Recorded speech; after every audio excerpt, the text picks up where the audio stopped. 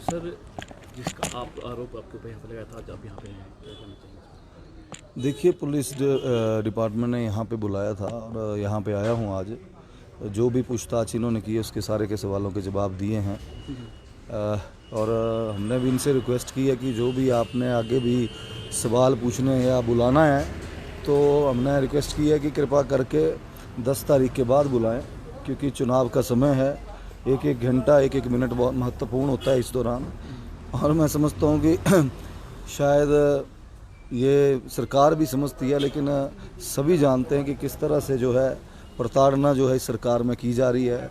विधायकों के ऊपर किस तरह से एफआईआर हैं, झूठी एफआईआर हैं लिखी जा रही हैं, की हैं, पहले भी की इन्होंने। हर परिवार वालों को परेशान किया जा रहा है, जो साथ में जुड़े हुए लोग हैं उनको परेशान किया जा रहा है। और टाइम वेस्ट करने के लिए कि टाइम किसी भी तरह वेस्ट हो, यहाँ से जाएं, क्योंकि मैं चुनाव में हूँ, उपचुनाव में हूँ, मुख्यमंत्री जी का गृह जिला है, हेडक्वार्टर की सीट है, तो वो भी ये मतलब कोशिशें हैं कि किसी तरह प्रशासन का जो है वो दुरुपयोग कर रहे हैं। और चलो, हम तो क्या ही बोल सकते हैं कि लोकतंत्र की जिस तरह से हत्या प्रदेश में हो रही है वो बड़े दुर्भाग्य की बात है।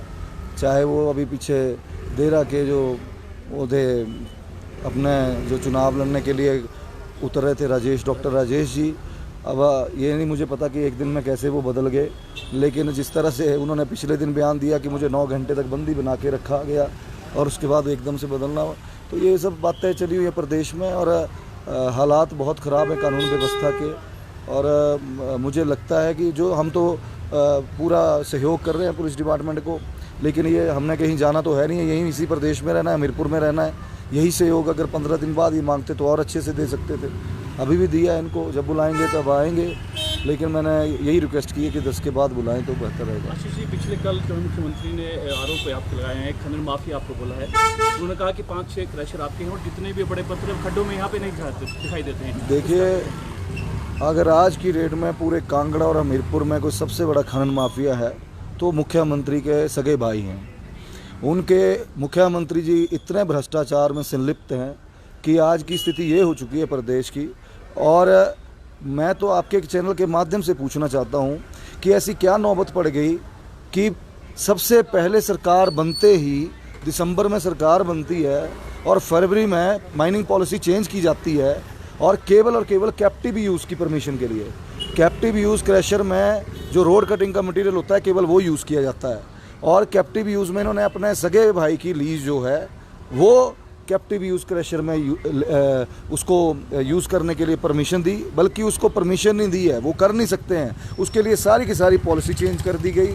आज ब्यास नदी के ऊपर अगर नदौड़ में जाएंगे, हालात ख़राब हैं। पूरी की पूरी ब्यास नदी जो है इन्होंने पोकलैन और दिन रात खनन चला हुआ है, उसको पूछने वाला कोई नहीं है। ये तो लोगों को भी, हमीरपुर के विधानसभा हो चाहे पूरे हमीरपुर ज़िले के लोगों को पता है कि किस तरह से ये लोग जो है अपनी मोनोपोली सेट करने के लिए, ताकि केवल और केवल हम लोग पैसा कमाएं और बाकी जो हैं सारे के सारे जो हैं बंद हो जाएं, बेरोजगार हो जाएं। हमारे क्रशर हैं, कोई मना नहीं कर रहा हूं मैंने कभी मना भी नहीं किया, विधानसभा में भी बोल रही है ये बात। लेकिन दुर्भाग्य की बात यह है कि ये इतनी संकीर्ण सोच के साथ ये व्यक्ति हैं कि जब जिस किसी के साथ कि रोज़गार मिल रहा है, 500-600 लोग काम कर रहे हैं, वो भी उसी विधानसभा से हैं या उसी ज़िले से हैं, वो लोग भी वेले बैठाए हुए हैं 100-120 दिन से बिना किसी बात के क्रशर बंद कर दिए हैं, अपने धड़ल्ले से मटेरियल बेच रहे हैं। तो ये तो इनको लोग जानते हैं भली भांति। और मैं समझता हूँ खान माफिया, उनके बोलने से कोई माफिया नहीं बन जाता है। माफिया तो सबसे बड़े आज की डेट में वही हैं, और प्रदेश जानता है कि क्या हालात उन्होंने किए हुए हैं। एक तंज और कसा है आपके ऊपर, उन्होंने कहा कि उन्होंने जो अपना आइडल है राजेंद्र राणा को माना, अगर अच्छा होता तो प्रेम कुमार को आइडल बनाते, जिनकी वजह से आशीष शर्मा ने पैसे कमाए। ऐसा भी कुछ कल उन्होंने एक तंज कसा है। देखिए, उनके वो तो कई तरह की बातें बोलते हैं मंच पे आके पिछले जब 27 फरवरी के बाद पिछले 110 दिनों से वो झूठ की दुकान खोल के बैठे हैं। जैसे इनके वो पार्टी के वरिष्ठ नेता राहुल गांधी जी हैं, वो बोलते हैं मोहब्बत की दुकान, तो मुख्यमंत्री जी झूठ की दुकान पूरे प्रदेश में चलाए हुए हैं, जो हमेशा आरोप लगाते हैं फिर चले जाते हैं, आरोप लगाते हैं फिर चले जाते हैं। और आज भी प्रदेश जब भी मेरे विधानसभा क्षेत्र में आते हैं कुछ ना कुछ उल्टा सीधा बोलेंगे।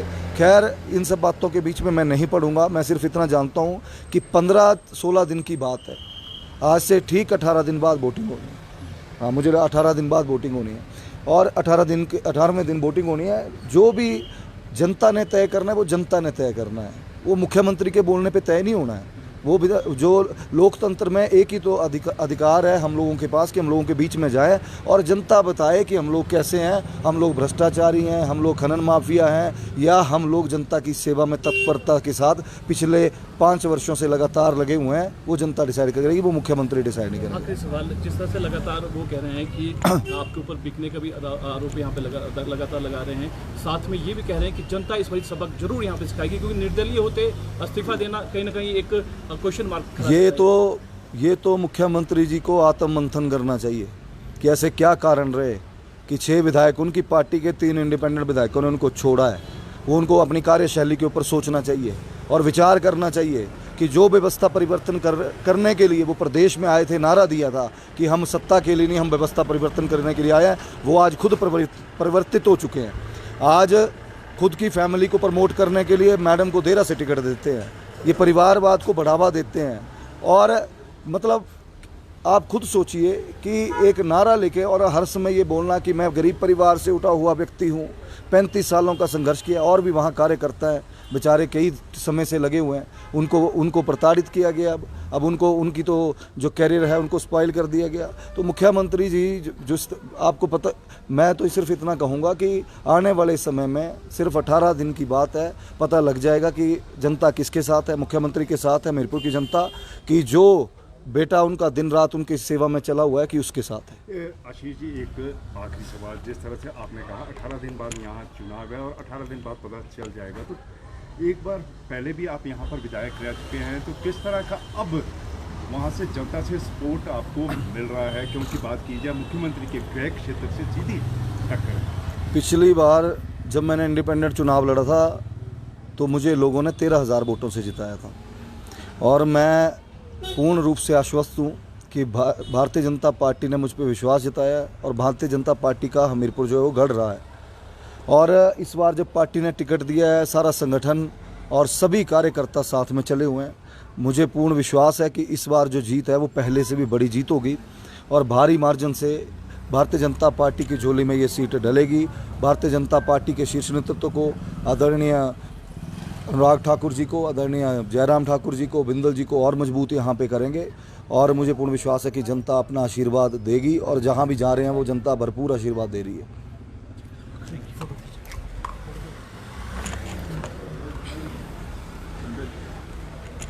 करण भाई 2 मिनट। करण भाई एक सेकंड।